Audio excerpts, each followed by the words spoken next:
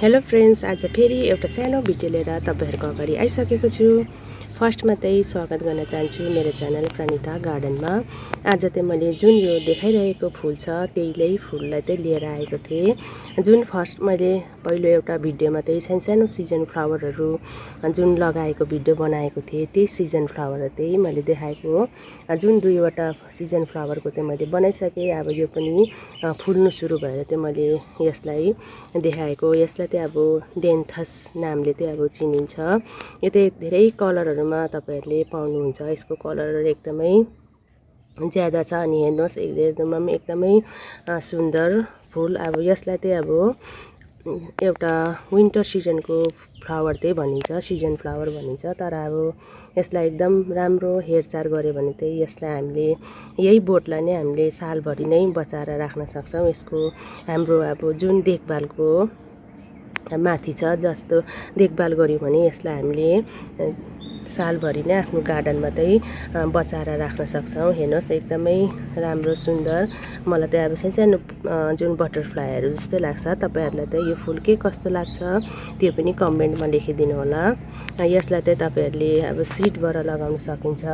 सिडबाट लगाउनु भएन चाहिँ अब यस बोटहरु जुन छ त्यसको कटिङबाट पनि यो चाहिँ लागिन्छ। यो चाहिँ मैले अब नर्सरीबाटै सानो जुन बिरुवा हुन्छ त्यो चाहिँ ल्याएर आएको थियो। त्यो चाहिँ अब मेरो फुल्नु सुरु भयो, त्यही भएर चाहिँ तपाईहरुलाई मैले यो भिडियो शेयर गरेको। हेर्नुहोस् हेर्दामा एकदमै सुन्दर। अब यो जुन dianthus फ्लावरलाई चाहिँ अब घामहरु चाहिँ एकदमै चाहिन्छ। अब यसलाई घामलाई एकदमै मन पर्छ यो फुललाई। तर अब गरम महिना पनि सुरु हुन थाल्यो, त्यसकारणले अब हामीले यसमा पटहरुतिर लाएको छौं भने त अब घाम चाहिन्छ भन्दा पनि अब 24 घण्टा घाममा त राख्नु भएन।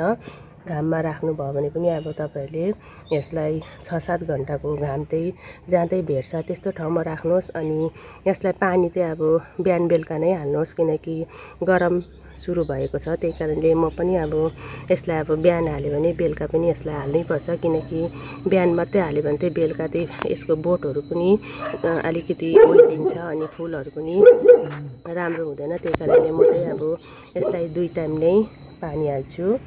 यो त एकदम सिजनको फ्लावर भए तापनि राम्रो केयर गर्यो भने चाहिँ हामीले यसलाई बचाएर सालभरि नै बचाउन सक्छौं।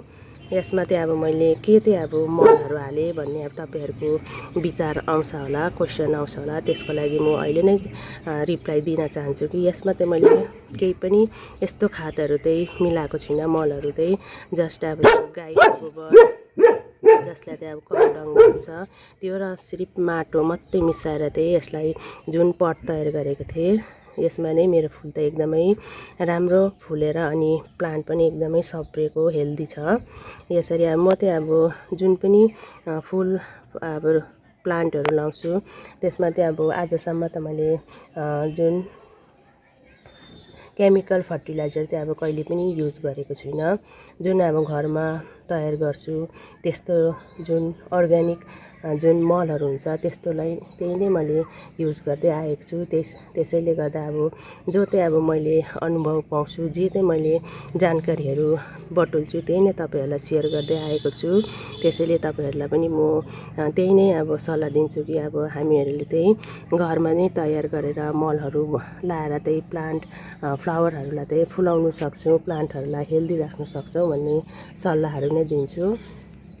तपाईहरुलाई मेरो सल्लाहहरु के कस्तो लाग्दैछ त्यो पनि तपाईहरुले कमेन्टमा अवश्य लेखिदिनु होला।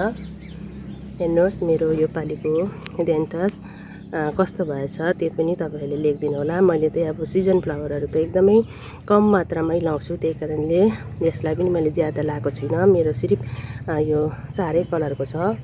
यसमा चाहिँ तपाईहरुले कलर त अब धेरै पाउनुहुन्छ। हेर्नुहोस् फ्रेन्ड्स, तपाईहरुलाई आजको मेरो यो सानो भिडियो के कस्तो लाग्यो, मन पर्यो भने लाइक गरिदिनु होला। अनि तपाईहरुको विचार के आयो त्यो पनि कमेन्टमा अवश्य लेखिदिनु होला।